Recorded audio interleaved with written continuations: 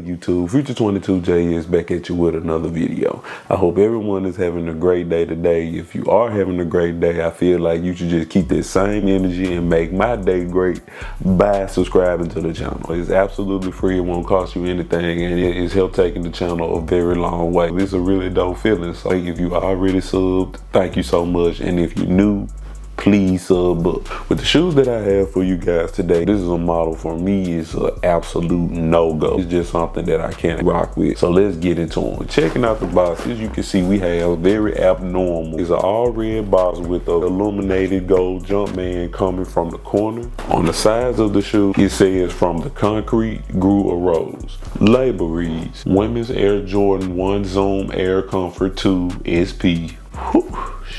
Jeez.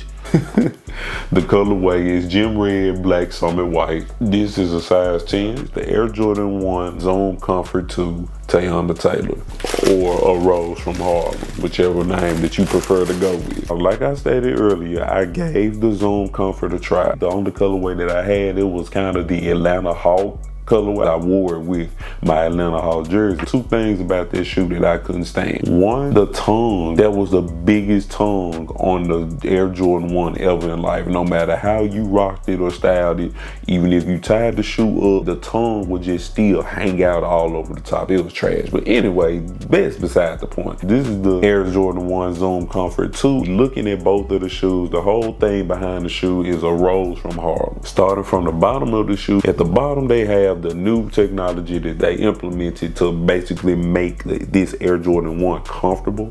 But I'm telling you guys from experience, the Zoom Comfort 1 was not comfortable at all. A foam yellow pad in the middle.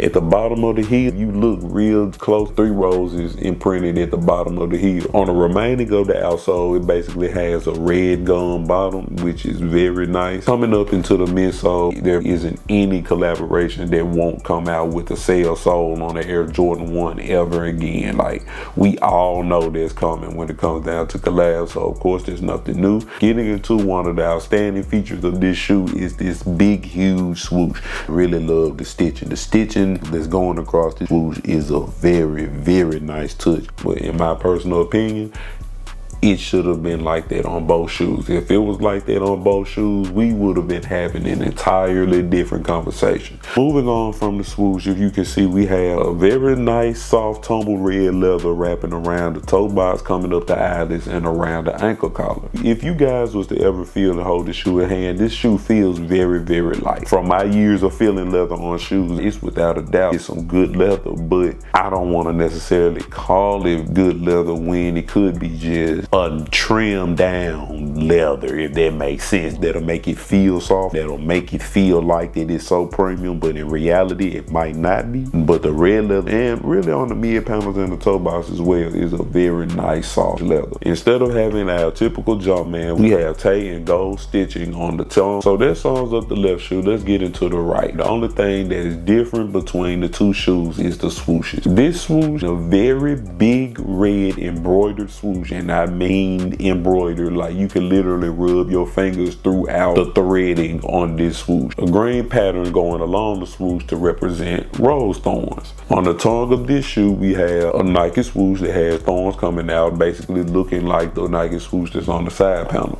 The shoes come factory laced with the yellow laces. As far as spare laces, they come with a pair of red laces with gold tips, and they come with just a standard black pair of laces. On the toe box, they don't have full peripheral holes. These X marks that you see are printed. Another thing that I just noticed as I was looking at this shoe, looking on the lateral side, if you flip the bottom of the swoosh up, it says the last on the swoosh, and it has rose hidden underneath the swoosh.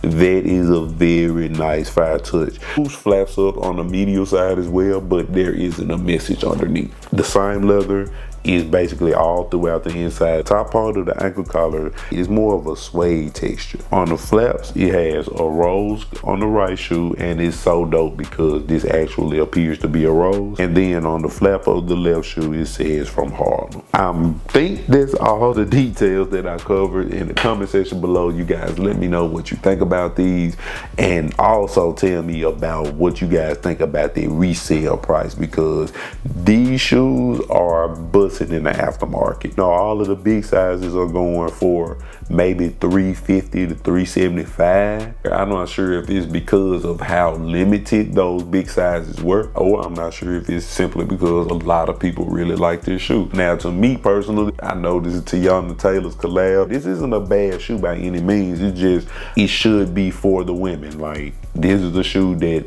only women should be able to have. Now, yeah, a lot of men can get them in extended size. It's cool that they did that, but like it has been giving us high standard men collabs compared to high standard women collabs.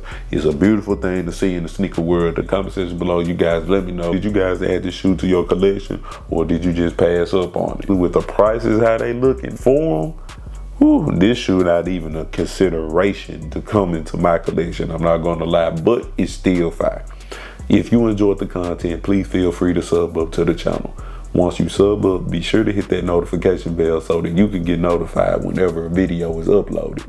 My name is Future22JS, and if you don't know, please know that there's no ceiling to your inner potential. This was my review of the Air Jordan 1 Zoom Comfort Teyana Taylor. Thank you guys for watching. I'll catch you on the next video. Be sure to follow me on Instagram, and be sure to follow me on Trademark at Future22JS. And always remember that your fear ends when your faith begins. Peace.